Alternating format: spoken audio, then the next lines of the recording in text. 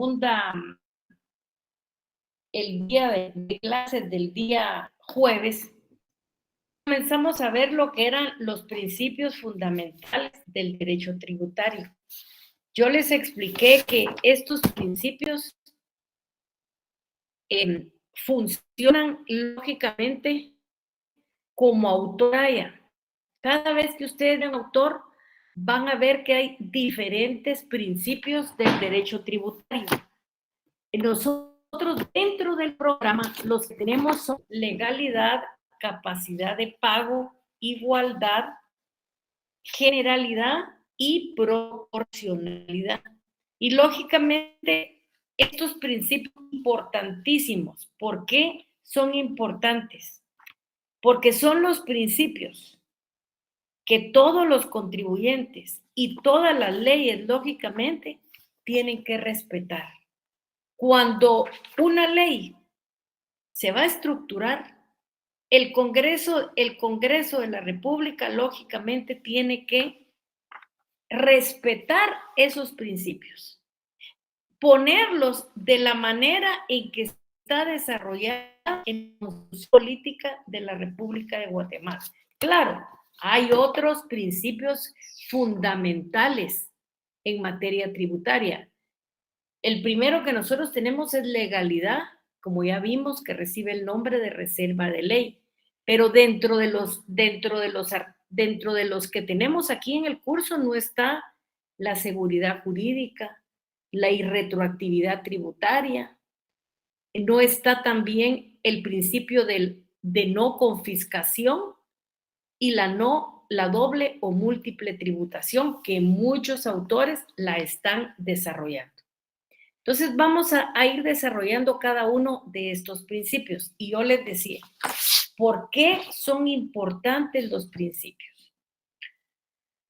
Hay un autor que se llama Fernando Hernández Guijarro, que es boliviano de Santa Cruz de la Sierra, que yo miro que explica este aspecto muy importante y dice: los principios constitucionales del derecho financiero y tributario nos dan el marco y la atmósfera jurídica en donde deben convivir las diversas normas tributarias.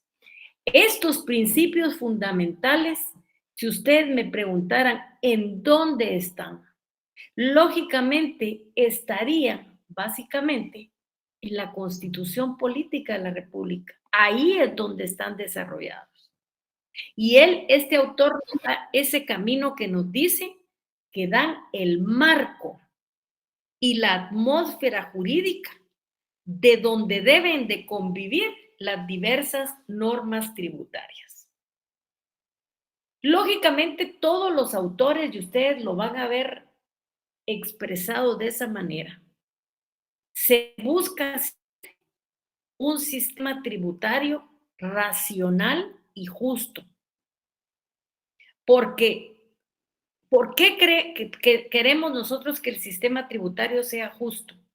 Porque se debe de adecuar a normas fundamentales y primarias del derecho positivo.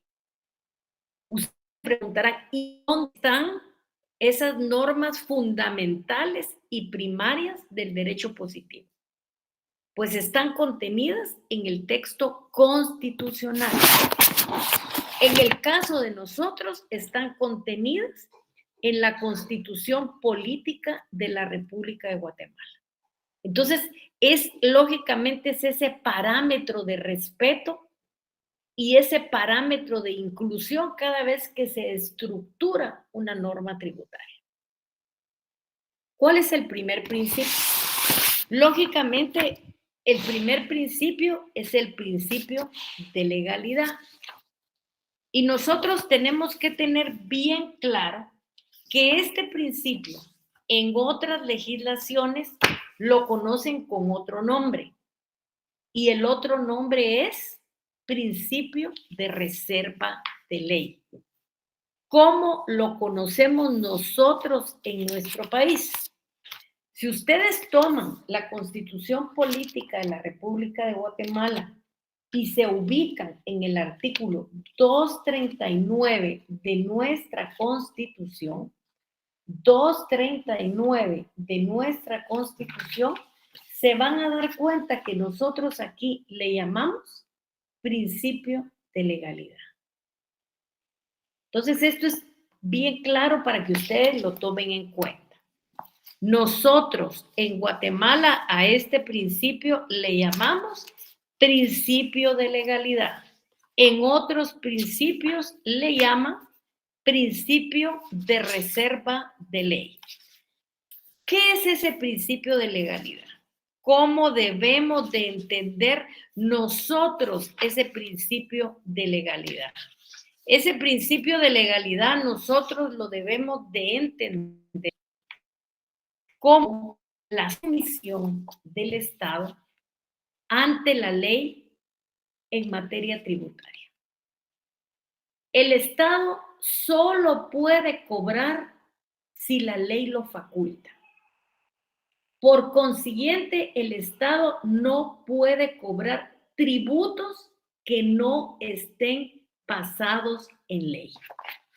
Por eso, si ustedes miran, y esto es importante, por eso si ustedes miran todas las leyes tributarias que nosotros tenemos, todas han sido aprobadas por el Congreso de la República. El Estado no puede cobrar impuestos que no estén basados en ley.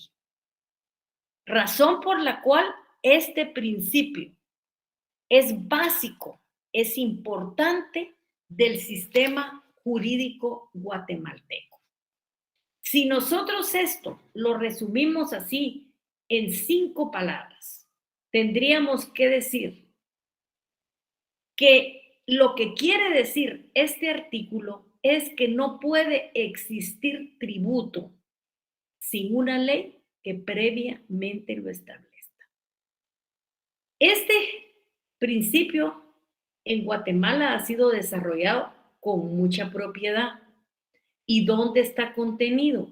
Está contenido en el artículo 239 de la Constitución Política de la República de Guatemala.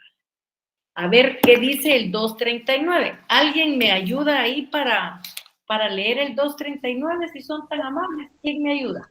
Hágalo de Artículo 239, principio de legalidad. sí. Corresponde con exclusividad al Congreso de la República decretar impuestos ordinarios y extraordinarios, arbitrios y contribuciones especiales, conforme a las necesidades del Estado y de acuerdo a la equidad y justicia tributaria, así como determinar las bases de recaudación, especialmente las siguientes. Inciso A, el hecho generador de la relación tributaria. B, las exenciones. C, el sujeto pasivo del tributo y la responsabilidad solidaria. D, la base imponible y el tipo impositivo.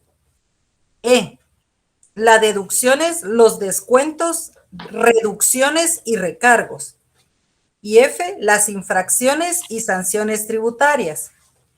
Son nulas ipso iure las disposiciones jerárquicamente inferiores a la ley que contradigan o tergiversen las normas legales reguladoras de las bases de recaudación del tributo. Las disposiciones reglamentarias no podrán modificar dichas bases y se concretarán a normar lo relativo al cobro administrativo del tributo y establecer los procedimientos que faciliten su recaudación. Bueno, eso es el que, o sea, de aquí de este artículo, nosotros tenemos que saber bien claro que el único ente encargado de decretar tributos, ¿quién es? Con la lectura de ese artículo. ¿Quién es el único ente encargado de decretar tributos? A ver. ¿El Congreso de la República? Efectivamente, el Congreso de la República es el único encargado de decretar impuestos. Y aquí, lógicamente, se aparta de esa concepción tripartita de los tributos tan utilizada muchas veces. Y solo llega a establecer en el artículo 71 Si lo leamos, C dice, solamente dice que puede decretar impuestos ordinarios y extraordinarios conforme a las necesidades del Estado y determinar las bases de la recaudación. Ese es el artículo 171, si todos recuerdan. Al principio estábamos hablando de ese artículo que no se oyó bien por el internet y dice, son atribuciones del Congreso. Y dice, ¿cuáles son atribuciones del Congreso? Decretar impuestos ordinarios y extraordinarios. Eso es lo que dice el artículo y le agrega otra cosita. ¿Qué le agrega? Le agrega conforme a las necesidades del Estado y determinar las bases de la recaudación. Sin embargo, las municipalidades, amparadas por su autonomía, sí pueden establecer tasas. Y la Corte de Constitucionalidad ha tenido muchas veces que intervenir en algunos casos para obligar a las municipalidades al cumplimiento del artículo del principio de legalidad y ajustar tales presupuestos al artículo 255 referido anteriormente. Miremos cuál es el artículo 255. Vamos a ver qué dice la Corte de Constitucionalidad. Dice recursos económicos del municipio. Las corporaciones municipales deben procurar el fortalecimiento económico de sus municipios, a efecto de poder realizar las obras y prestar los servicios que les sean necesarios. La captación de los recursos debe ajustarse al principio establecido en el artículo 239 de la Constitución, a la ley y a las necesidades de los municipios. Entonces, tomen nota también que aquí ese artículo 255 es bien importante para nosotros. Y aquí vale la pena hablar un poquito de historia, porque muchos tratadistas lo hacen y dicen que en la historia aparecen muchos elementos necesarios de estudiar del principio de legalidad. Desde la Carta de Juan sin Tierra en Inglaterra, sin embargo, fue hasta los movimientos revolucionarios de Francia y Estados Unidos que se logra incorporar a las constituciones el principio de legalidad. Y en materia tributaria nace como un elemento protector de la propiedad privada. ¿Quién dice esto? Eso lo dice Andy Mas en su libro y dice, el pensamiento económico liberal considera el tributo una verdadera invasión del derecho de propiedad de los individuos y como tal solo puede establecerse o fijarse a través de la ley. En este enfoque, su justificación radica en la protección de los derechos individuales, vinculada a la noción de autoimposición. El pensamiento jurídico público contractualista exige el consentimiento del pueblo para el establecimiento de los tributos, sea por sí o por sus representantes. ¿Qué pasó en Guatemala? En Guatemala, los constituyentes establecieron que en el ámbito tributario hay una serie de requisitos que no puede obviarse en la emisión de una ley que contenga un tributo. Y casi todos los autores han escrito sobre este principio. ¿Qué quiere decir esto? Que no puede exigirse un tributo si no está fundamentado en una ley que demuestre no solo su existencia, sino el deber del contribuyente de cumplirlo y el Estado de exigirlo. Es un principio de juridicidad. Y ustedes dirán, bueno, ¿y eso qué quiere decir? Eso quiere decir que debe de existir una norma jurídica previa que contenga determinado tributo. Y si ustedes comienzan a leer la ley del impuesto único, la ley de circulación de vehículos, la ley de herencias, legados y donaciones, todas esas son leyes que han sido creadas por el Congreso de la República. Este principio significa, a todo esto que yo le he agregado, que no puede haber tributo sin previa ley que así lo establezca. Y esto se apoya en la máxima romana que significa nullum tributum sine lege. ¿Qué quiere decir esto? Que nulos son los tributos que no están basados en una ley. Ya Ernesto Flores Zavala, en un libro que hizo que se llamó Elementos de las Finanzas Públicas Mexicanas, indica que significa que los tributos se deben establecer por medio de leyes, desde el punto de vista material como formal. Y él le agrega esta explicación que dice, es decir, por medio de disposiciones de carácter general, hasta abstractos, impersonales y emanadas del Poder Legislativo.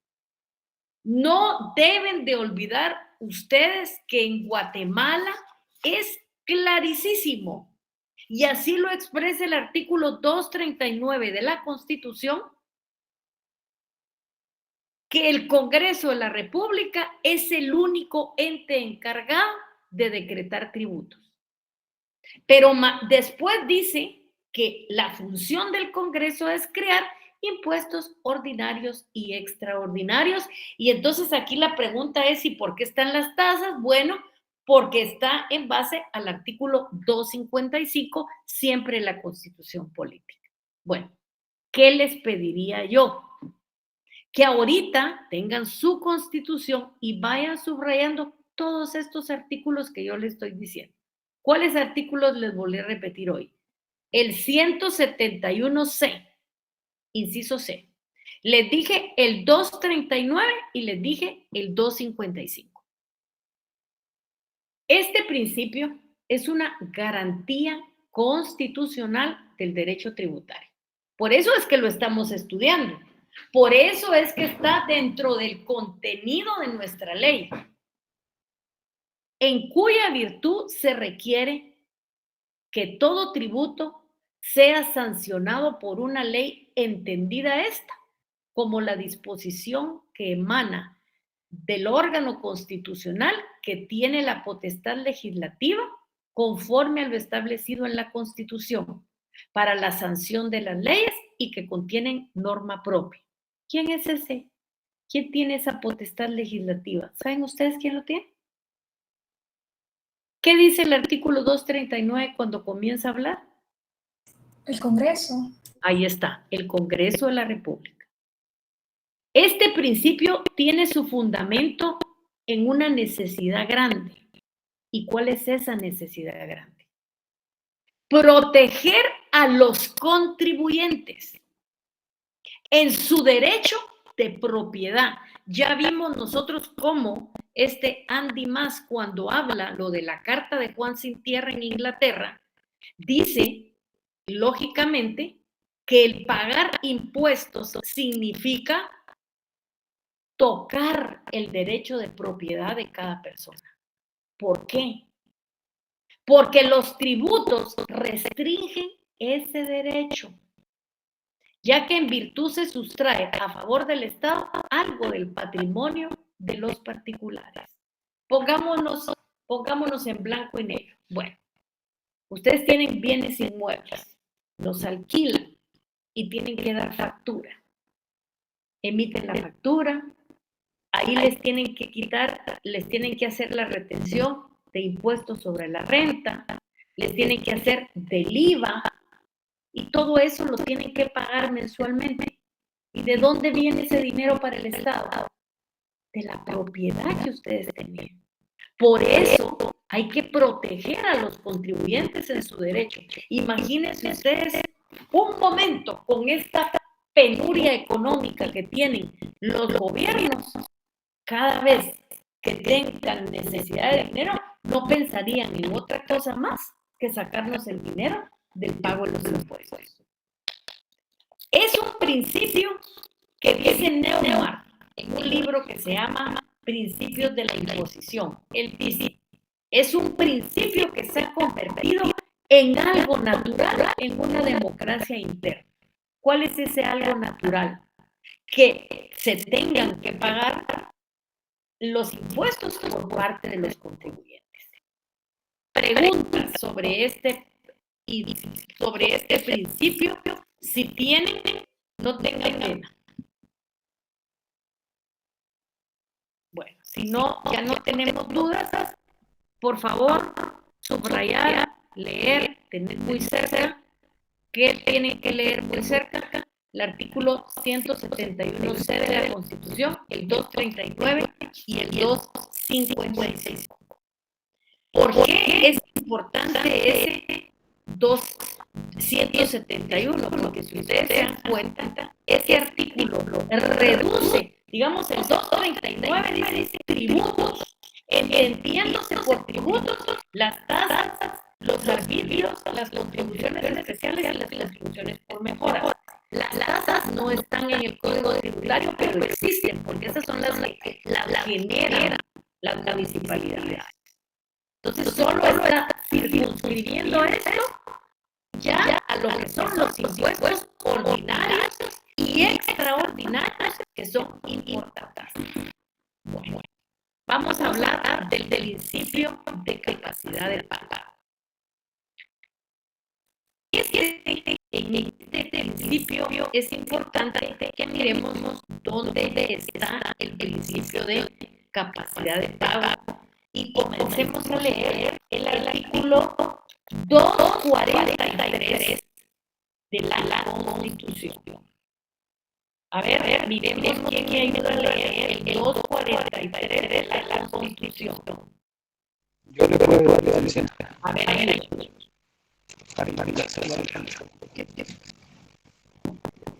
Principio de capacidad de pago. El sistema tributario debe ser justo y equitativo para el efecto de las leyes tributarias estructuradas conforme al principio de capacidad de pago. Se prohíben los tributos confiscatorios por doble o múltiple tributación interna. Hay doble o múltiple tributación cuando un mismo identificador atribuible al mismo sujeto pasivo es agravado 2 o más veces por uno o más sujetos con poder tributario y con el mismo nivel de imposición. Los casos de doble o múltiple tributación, al ser promulgadas en esta Constitución, deberán eliminarse progresivamente para no dañar al fisco. Desde ese cuento, entonces, el principio de capacidad de pago está contenido en el artículo 243 de nuestra Constitución. Pero comienza ese apartado mencionando que el sistema debe de ser justo y equitativo. Entonces nos está hablando de justicia, ese artículo, nos está hablando de equidad y nos está hablando de capacidad económica. ¿Cuál es esa capacidad económica? Esa capacidad económica es la capacidad de pago. Porque lógicamente, si usted tiene dinero, puede pagar el impuesto. Si usted no tiene dinero, no puede pagar el impuesto. Estamos claros en ese elemento. Entonces, otras legislaciones, otros autores, que como les digo, cuando hay que estudia el principio de capacidad de pago, tiene su propio pensamiento, su propia forma de hallarlo. También lo conocen con el nombre de capacidad contributiva. ¿Cuál es el antecedente? El antecedente de este principio se encuentra en la Declaración Universal de los Derechos Humanos de 1789. Este principio se refiere a que los ciudadanos contribuyentes. ¿Quiénes son los ciudadanos contribuyentes?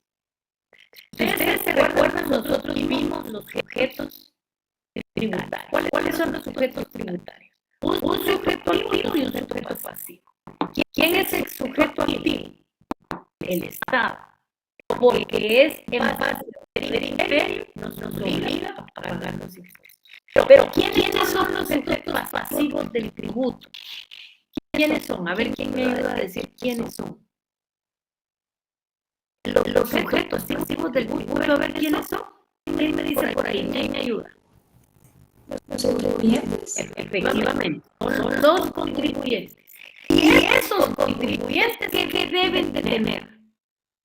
Deben de tener capacidad económica para el pago de los tributos, entre los cuales están los impuestos. Por eso es que ese artículo 243 habla de justicia, habla de equidad, habla de capacidad económica o habla de capacidad de pago.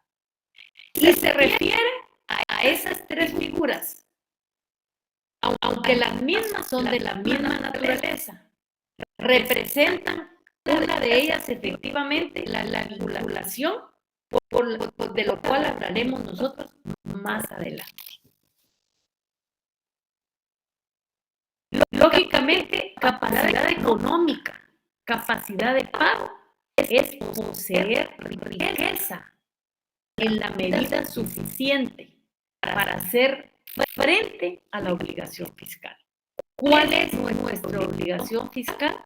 Pagar impuestos. Entonces, lógicamente, si yo emito una factura, cuando pase el mes, yo tengo ya que pensar en hacer las boletas y en el pago de los impuestos. Lógicamente, ¿qué necesito? Tener dinero. Porque si no tengo dinero, no voy a tener bienes inmuebles y nunca los voy a alquilar. Entonces, por eso se está hablando de la capacidad de pago, que es importante. Para García Belsunce, y yo estoy clara que ustedes se recuerdan, hay una obra en Netflix, hay una película en Netflix por la muerte de una muchacha que era García Belsunce, pues su papá era un estudioso del derecho tributario. Él decía que este principio consistía en la diferencia entre la renta bruta del contribuyente y la suma que resulta de adicionar a las erogaciones indispensables para su consumo, porcentaje de ahorro y capitalización. Ese término renta bruta es un término que nosotros vamos a comenzar de aquí en adelante a escuchar mucho, porque ese tipo está basado fundamentalmente en la ley del impuesto sobre la renta. Ahí es donde ustedes van a encontrar ese concepto de renta bruta. ¿Qué es la renta bruta en Guatemala? Y esto lo tiene la Ley de Actualización Tributaria que fue dictada en el año del 2017 y dice que renta bruta es el conjunto de ingresos y beneficios de toda naturaleza, gravados o exentos, habituales o no, devengados o percibidos en el periodo de liquidación, proveniente de ventas de bienes o prestación de servicios y otras actividades lucrativas. O sea, la renta bruta es todito lo que usted gana. Ahí sí que sin restarle nada. Pero adicionando, le dice García Belsunce, las erogaciones indispensables para su consumo, su adecuado porcentaje de ahorro y capitalización. Este principio puede establecerse fácilmente a través de los impuestos directos.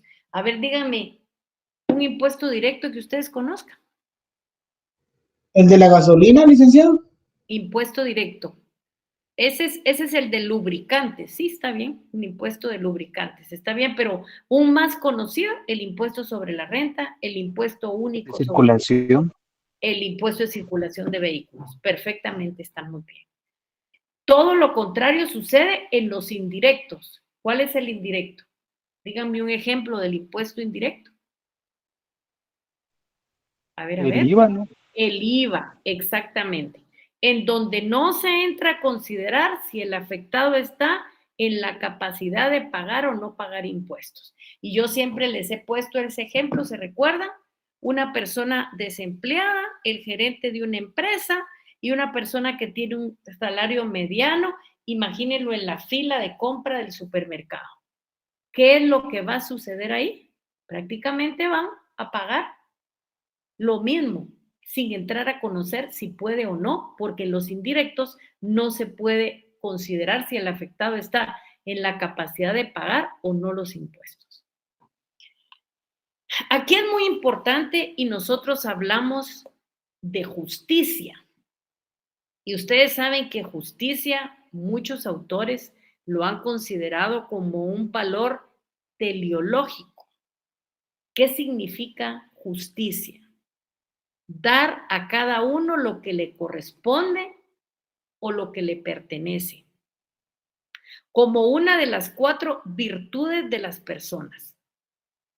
Muchas veces se confunde con el término equidad, que significa, de acuerdo al diccionario de la Real Academia Española, bondadosa templanza habitual, propensión a dejarse guiar o no fallar por el sentimiento del deber o de la conciencia, más bien que por las prescripciones rigurosas de la justicia o por el texto terminante de la ley.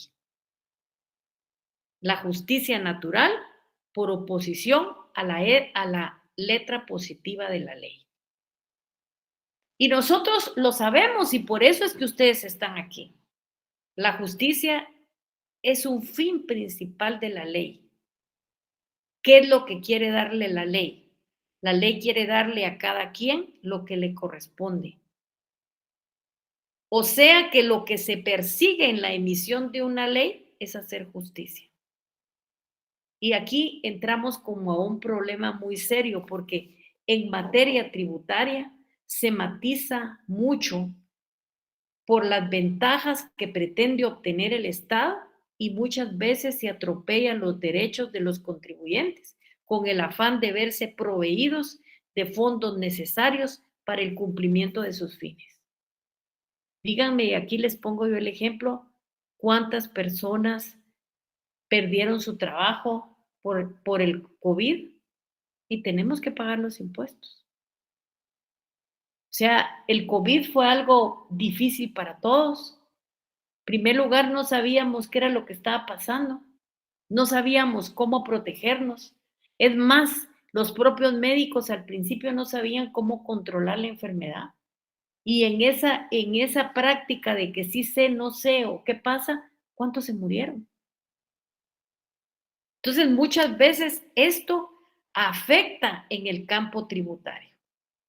Entonces, sí es importante porque para que el obtener beneficio de los contribuyentes no le importa al Estado con fin de satisfacer las necesidades de la población. Y eso lo tenemos que tener claramente y bien establecido nosotros. Aquí es muy importante que nosotros miremos que el principio de capacidad económica, que dentro del contenido de la Constitución es llamado capacidad de pago. Y aquí, lógicamente, unos le llaman principio de capacidad económica, otros le llaman capacidad de pago, pero la Corte de Constitucionalidad ha sido muy claro cuando analiza dentro de los fallos este principio. Si ustedes miran como los comentarios que tiene la Constitución comentada, dice, este principio tributario garantizado por la Constitución debe cobrar efectividad mediante la creación de impuestos que respondan de tal forma que a la mayor capacidad contributiva la incidencia debe de ser mayor y de esta forma el sacrificio sea igual. Para lograr un sistema justo y equitativo, deben de tomarse en cuenta las aptitudes personales y tomar en consideración las diversas individualidades de acuerdo a la capacidad económica que tiene cada persona, que tiene cada contribuyente. Para esto, el legislador debe fijar los parámetros que hagan efectivo este principio, que limita el poder tributario del Estado utilizando tarifas progresivas que establezcan tipos impositivos mínimos y máximos, y a la vez establecer exenciones que excluyan de la tributación a determinados sujetos y a determinados montos como mínimos vitales. Y también debe contemplarse en la ley la depuración de la base imponible, excluyendo del gravamen los gastos necesarios para poder producir la renta. El principio de capacidad de pago también tiene como presupuesto la personificación del mismo. Y esto que yo les leí es lo que han utilizado en muchas sentencias, y si ustedes tienen la Constitución Política de la República comentada, pueden darse cuenta que ahí efectivamente está este tipo de situaciones. ¿Por qué surge el principio? Es que aquí ya comenzamos con el principio de igualdad. Entonces, este principio, como les digo, puede establecerse a través de los impuestos directos. Todo lo contrario sucede en los indirectos, en donde no se entra a considerar si el afectado está en la capacidad de pagar o no impuestos. Bueno, ¿qué artículo vimos? Vimos el artículo, para que lo tengan claro, el artículo 243 de la Constitución Política de la República de Guatemala. Artículo 243 de la Constitución Política de la República de Guatemala. Hoy vamos a ver el principio de igualdad. Ese principio es importante. Este principio surge del precepto constitucional que señala que todos los habitantes son iguales ante la ley y que esa igualdad es la base del impuesto y de las cargas tributarias. Ese, lógicamente, es el principio de la igualdad, que es bien importante que nosotros lo tengamos claro. Hay algunos autores que le agregan principio de igualdad tributaria. Y les vuelvo a repetir, este principio considera que todas las personas somos iguales ante la ley y como consecuencia lógica tenemos los mismos derechos y podemos ejercerlos. Es por ello que la Constitución Política recoge esta visión en el artículo 4. A ver, lean el artículo 4. ¿Quién me ayuda por ahí? El artículo 4 de la Constitución. A ver. Artículo 4. Libertad e igualdad. Uh-huh. En Guatemala todos los seres humanos son libres e iguales en dignidad y derecho. El hombre y la mujer, cualquiera que sea su estado civil, tienen iguales oportunidades y responsabilidades. Ninguna persona puede ser sometida a servidumbre ni a otra condición que menoscabe su dignidad. Los seres humanos deben guardar conducta fraternal entre sí. Okay. Entonces, cuando nosotros analizamos cómo la Constitución Política de la República es interpretada por la Corte de Constitucionalidad, y les digo, esto lo pueden ver perfectamente ustedes en la Constitución comentada, dice el principio, esto lo dice la Gaceta 24, si lo quieren ver, expediente número 141-92, página 14, es una sentencia del 16 de junio del 92. ¿Cómo lo interpretó la Corte de Constitucionalidad? Dice, el principio de igualdad plasmado en el artículo 4 de la Constitución Política de la República impone que situaciones iguales sean tratadas normativamente de la misma forma. Pero para el mismo rebase un significado puramente formal y sea realmente efectivo, se impone también que situaciones distintas sean tratadas desigualmente conforme sus diferencias. Esta Corte ha expresado en anteriores casos que este principio de igualdad hace referencia a la universalidad de la ley, pero no prohíbe ni se opone a dicho principio. El hecho que el legislador contemple la necesidad o conveniencia de clasificar y diferenciar situaciones distintas y darles un tratamiento diverso, siempre que tal diferencia tenga una justificación razonable de acuerdo al sistema de valores que la Constitución acoge.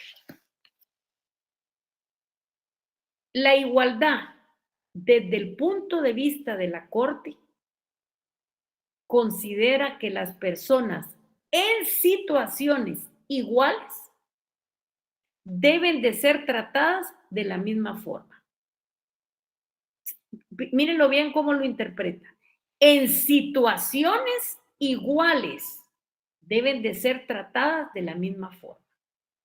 Sin embargo, siendo una garantía, también establece que personas en distinta situación deben de ser evaluados en forma distinta, pero esta desigualdad debe de estar debidamente motivada y el legislador en el ejercicio de la vinculación negativa tiene que razonar la misma como una justificación impuesta para su validez. Y así también se pronuncia la Corte de Constitucionalidad. Y aquí también, si ustedes quieren, lo apuntan. Esto es una opinión consultiva emitida a solicitud del presidente de la República. Es la Gaceta 59, expediente número 48298. La página era 698, una resolución del 4 de noviembre del 98. Se las voy a leer. Dice, la cláusula precipitada reconoce la igualdad humana como principio fundamental, que ha sido estimado en diversas resoluciones de esta Corte. Al respecto, debe tenerse en cuenta que la igualdad no puede fundarse en hechos empíricos, si no se explica en el plano de la ética, porque el ser humano no posee igualdad por condiciones físicas, ya que de hecho son evidentes sus desigualdades materiales, sino que su paridad deriva de la estimación jurídica. Desde esta perspectiva, la igualdad se expresa en dos aspectos. Uno, porque tiene expresión constitucional, y otro porque es un principio general del derecho.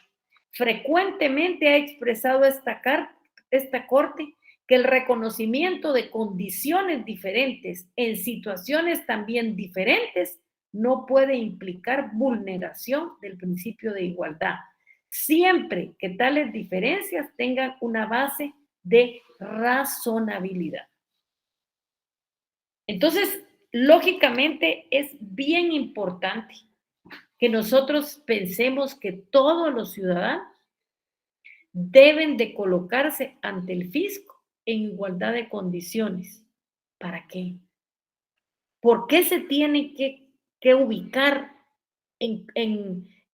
digamos, por qué se tienen que ubicar en igualdad de condiciones? Para evitar arbitrariedades.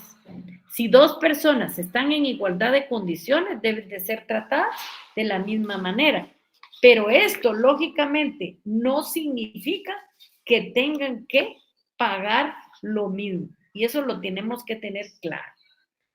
Todos los ciudadanos, este principio, si leemos el primero, dice, este principio surge del precepto constitucional que señala que todos los habitantes son iguales ante la ley y que la igualdad es la base del impuesto y de las cargas tributarias. ¿Y dónde está contenido? En el artículo 4. ¿Por qué surge el principio de igualdad? ¿De dónde surge el principio de igualdad?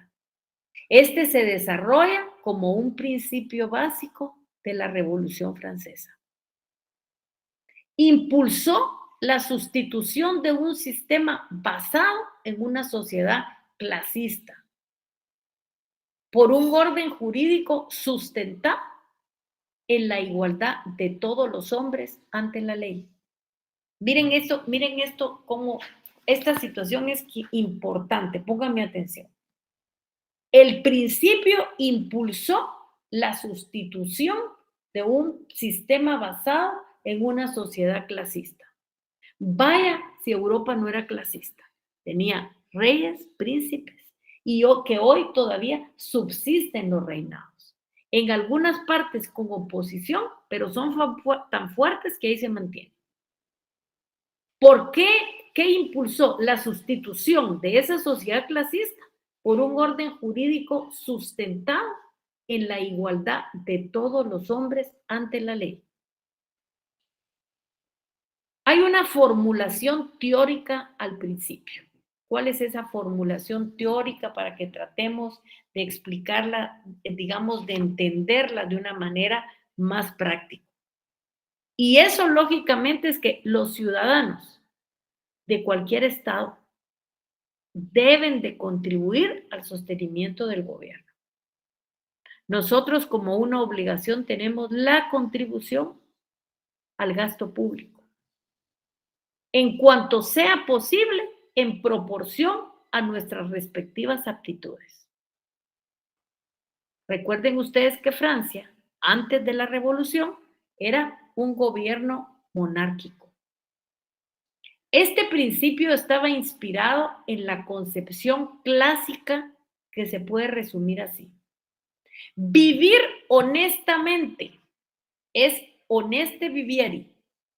No hacer el mal a otro, minemen laedere, y dar a cada quien lo suyo. Si evitamos eso, ese vocabulario en francés, es vivir honestamente, no hacer mal al otro y dar a cada uno lo suyo.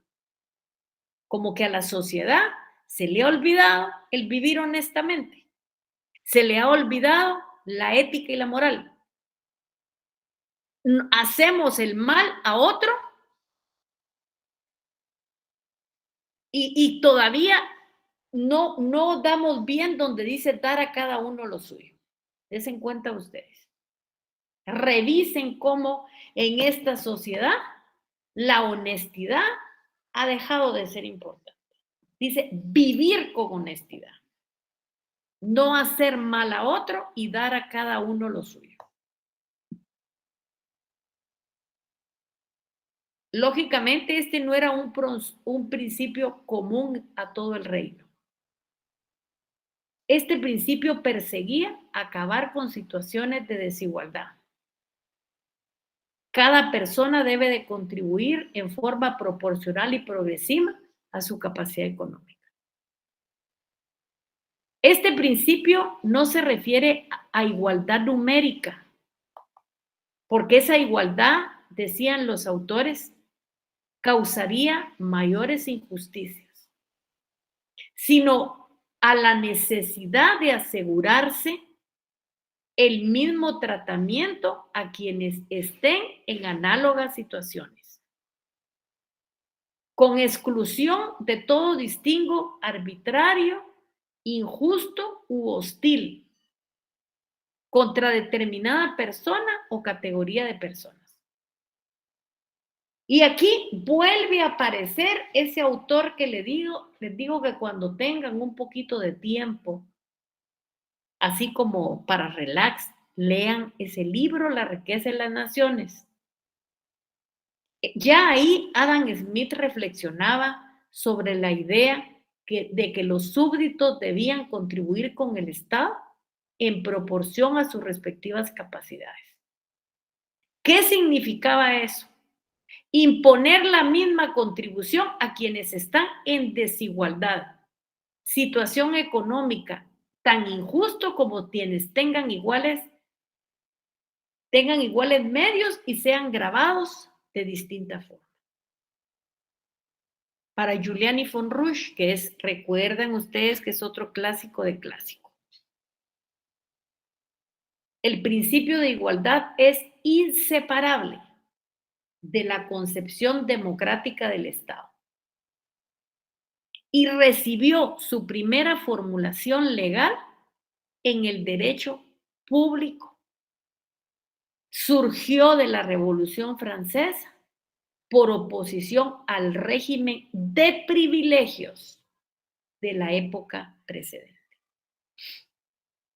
Bueno, preguntas, respuestas, menéense un poquito, yo voy a tomar agua, a ver si tienen alguna duda. Les recapitulo qué tienen que leer.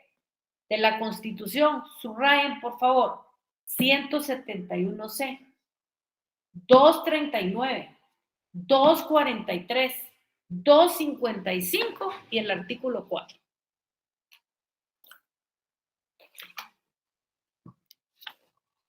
Ahora vamos a hablar del principio de generalidad. A ver, ¿qué dice ese principio de generalidad? Y vamos a ir viendo lógicamente porque sí nos interesa detenernos un poquito en este principio de generalidad que es completamente importante. Ese principio de generalidad es valedero para todo el sistema jurídico guatemalteco. Hay autores que le ponen apellido al principio de generalidad. ¿Cómo le dicen? Le dicen principio de generalidad tributaria. ¿A qué se refiere esto? Esto se refiere a la extinción de todo privilegio en el pago de los tributos. A todos aquellos que se encuentran sujetos a la disposición normativa en la generalidad de la obligación tributaria. Este principio, de alguna forma, está muy vinculado al principio de igualdad,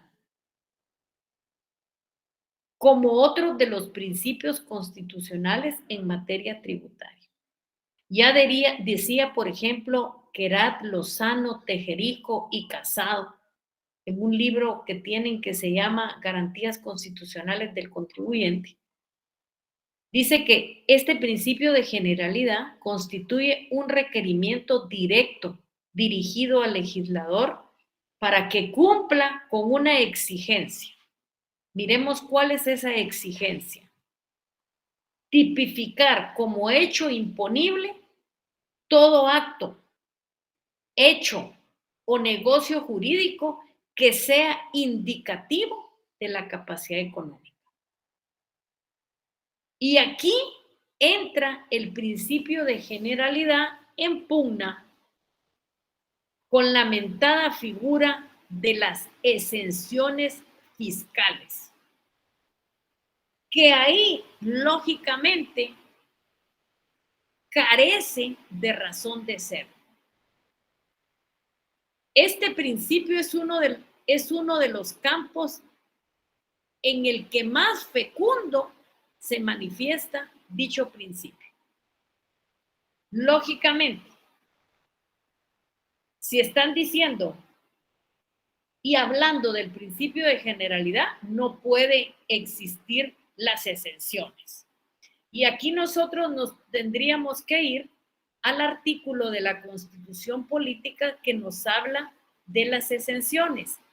¿Cómo es que lo ha puesto la Corte de Constitucionalidad? Y para eso emitió una sentencia el 12 de diciembre de 1999 y la Corte de Constitucionalidad decía que las exenciones en materia tributaria expresan la revelación de cargas impositivas o de deberes por circunstancias que la justifiquen en cada supuesto, atendiendo al principio de igualdad fiscal, entendido como el mismo trato que en las mismas condiciones debe de darse a las personas.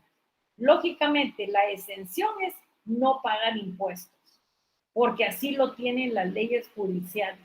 Y esto, lógicamente, va en contra del principio de generalidad. Y aquí es importantísimo que lo tengamos claro. Dice, este principio genera en materia tributaria y hace referencia a que todas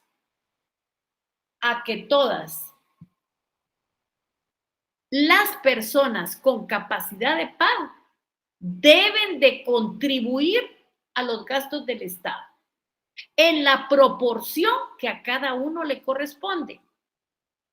Y aquí Hay un autor que dice, este principio tiene sus excepciones. ¿Y cuál es? La figura de las exenciones tributarias en los mínimos vitales, que en su momento estudiaremos. Este principio de generalidad lo estudió Héctor Villegas.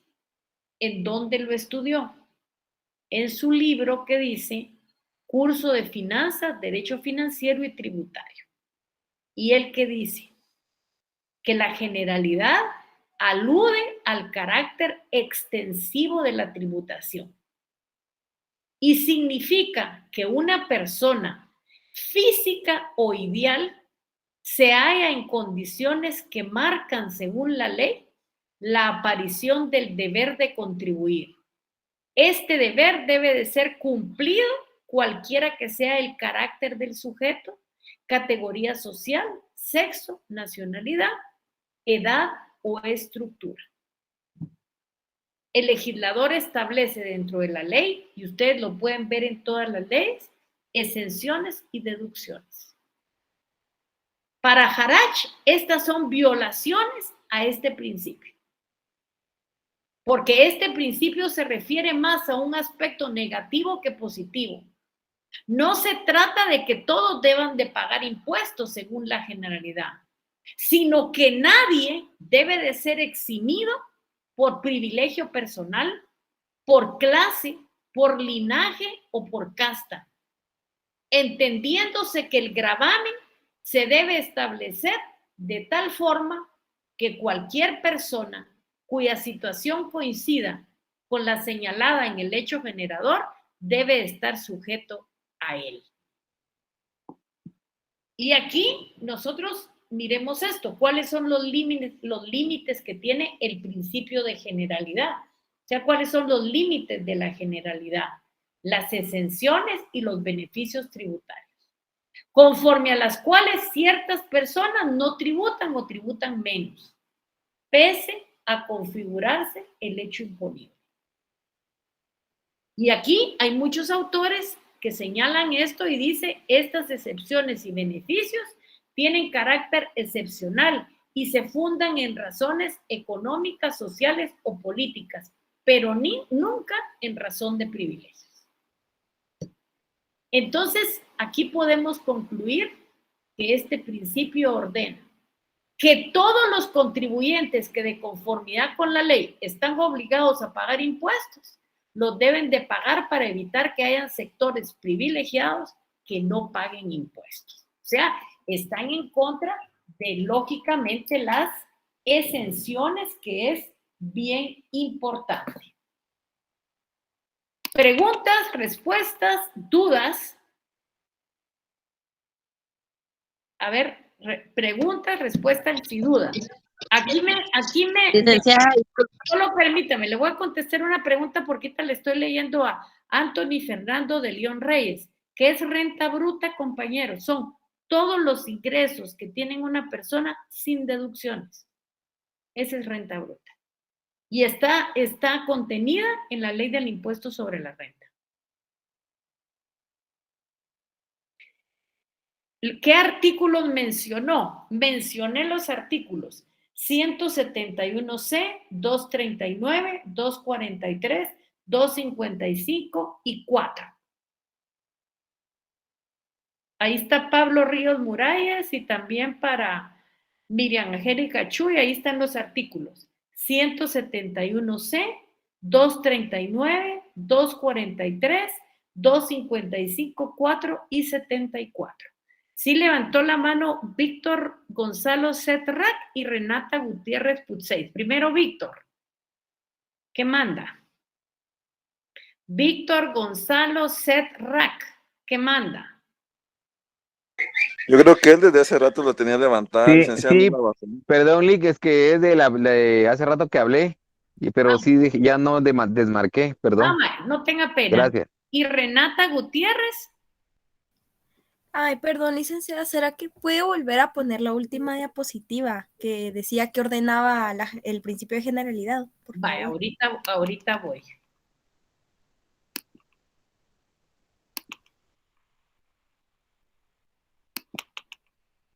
Ahí está. Entonces podemos concluir que este principio ordena que todos los contribuyentes que de conformidad con la ley están obligados a pagar impuestos, los deben de pagar para evitar que haya sectores privilegiados que no paguen impuestos.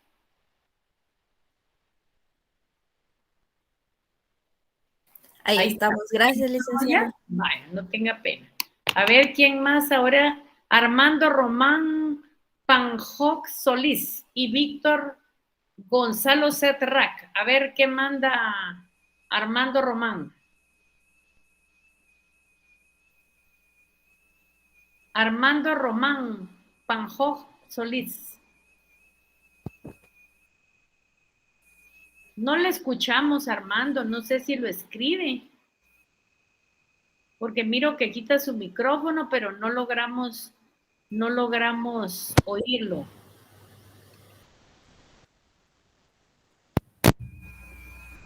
¿Me escucha?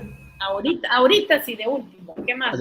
Sí, licenciada, buenas noches. Buenas noches. En un supuesto que una persona que haya heredado una casa y no tiene trabajo, siendo esta persona una de la tercera edad, puede aplicarse la excepción del IUSI. No, porque no lo tiene.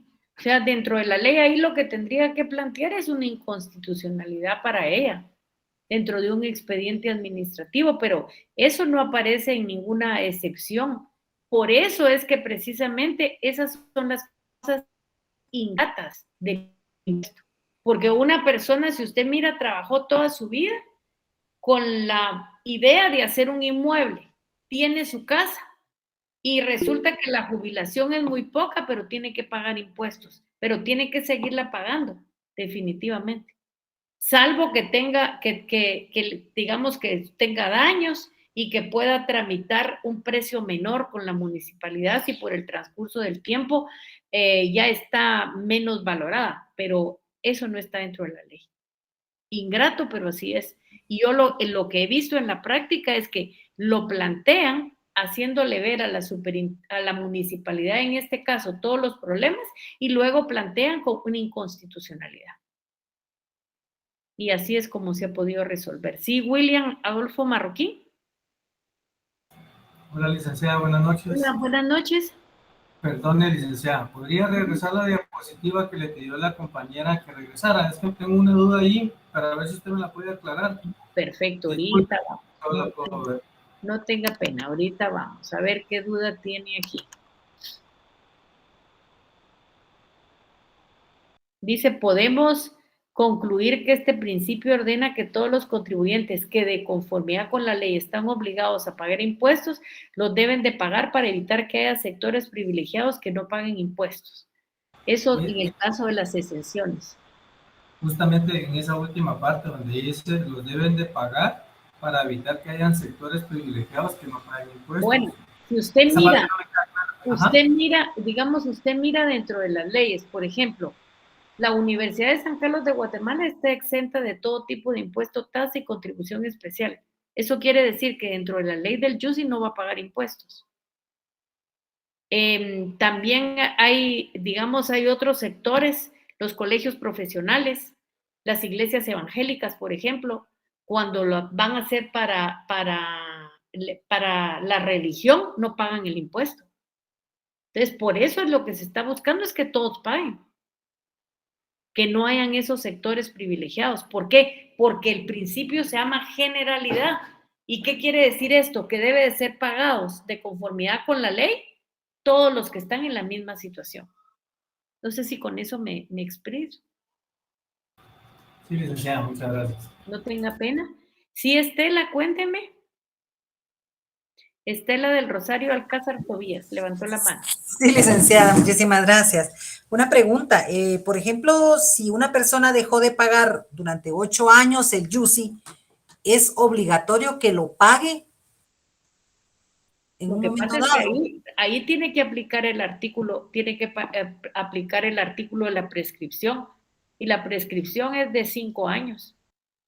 Eso lo dice la ley. Entonces, si la municipalidad a usted no le cobró, usted pague los últimos 5 años. Eso es lo que tiene que pagar, aplicando la prescripción. Gracias, licenciada, muy No amable. tiene pena. ¿Alguna otra pregunta? ¿Alguna duda? Bueno, si no es así, entonces vayan a tomarse un cafecito, vayan al baño. Nos vemos primero Dios el día lunes. Por favor, no olviden de marcar en su constitución 171C, 239, 243, 255 y 4. Que Dios los bendiga, pasen feliz noche y cuídense. El jueves Gracias, nos Linda, vemos, igualmente. licenciada. El Feliz jueves nos noche. vemos. Feliz noche. Hasta el jueves, licenciada. Primero Dios, se cuida. Gusto saludarla.